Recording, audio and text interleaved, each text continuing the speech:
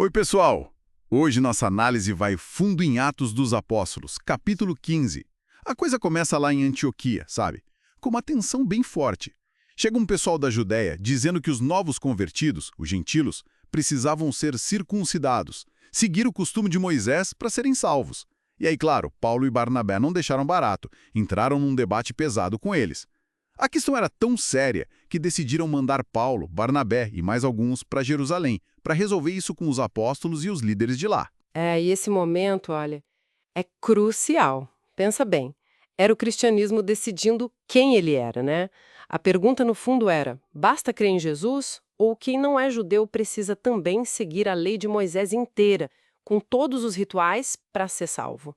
Era uma questão de identidade mesmo. Entendi. E na viagem para Jerusalém, eles já iam contando, né? Sobre as conversões dos gentios e o pessoal ficava feliz. Mas chegando lá, o debate ficou oficial. Um grupo de crentes ligados aos fariseus bateu o pé. Não, tem que circuncidar sim e guardar a lei. Aí os apóstolos e anciãos se reuniram para ver isso. Depois de bastante papo, Pedro levanta. Ele lembra da história com Cornélio, aquele centurião romano, um gentil. O argumento dele é forte. Deus deu o Espírito Santo para os gentios só pela fé deles, sabe? Sem exigir ritual nenhum antes, sem fazer diferença. Aí ele pergunta, por que colocar esse peso, esse jugo da lei que nem os judeus deram conta de carregar direito? Nossa, que fala. Deve ter mexido com todo mundo ali, questionando a base, né? E ele conclui dizendo que a salvação, tanto para judeu quanto para gentil, vem pela graça de Jesus. Ponto. Exatamente. É uma virada, né?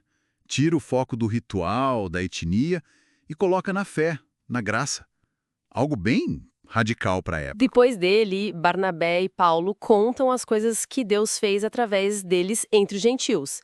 Os sinais, as maravilhas, reforçando que Deus estava agindo ali também, claramente. Aí entra Tiago, uma figura super importante na igreja de Jerusalém. Ele concorda com Pedro, até cita profecias que falavam dessa inclusão dos gentios e propõe uma solução bem prática.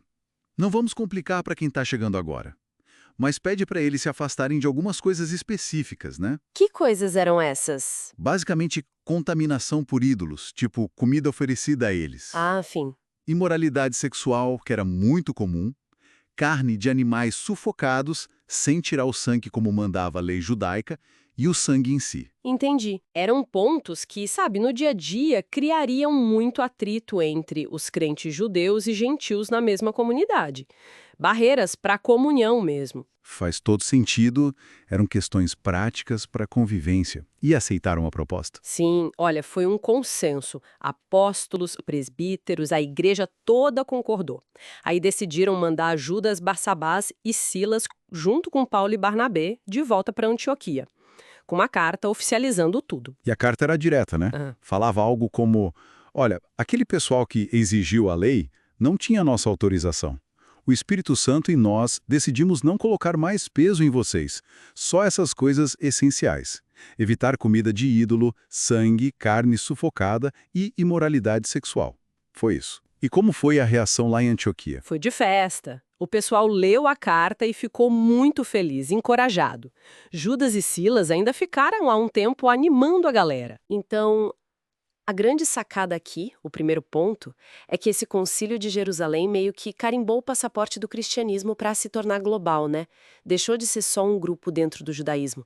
A chave foi essa: separar a fé em Cristo das exigências culturais da lei mosaica. A base era a graça. Isso. Nossa, abriu tudo para a expansão.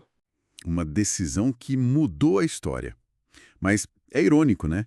Logo depois de resolverem essa baita questão de unidade, de inclusão, vem outro tipo de conflito, bem diferente. pois é, uma briga feia entre Paulo e Barnabé. Bem pessoal mesmo. Como assim? Eles iam começar outra viagem missionária, mas discordaram sobre levar o João Marcos, aquele que tinha, tipo, abandonado eles numa viagem anterior. Paulo não quis de jeito nenhum. Sim. Lembro dessa história. E a briga foi séria mesmo? Muito séria. Tanto que eles se separaram, Barnabé levou Marcos e foi para Chipre. E o Paulo? Paulo escolheu Silas e foi por outro caminho, pela Síria e Cilícia. Então, resumindo, Atos 15 mostra a igreja lidando com um conflito doutrinário gigante. né? E achando um caminho pelo diálogo, pelo testemunho, buscando a direção de Deus, colocou a graça no centro. Sim, e essa decisão foi o que moldou o futuro do cristianismo como conhecemos. Foi um processo que combinou teologia, experiência prática e a sensação de orientação do Espírito Santo. Mas a lição inesperada, talvez, está nesse finalzinho. Qual?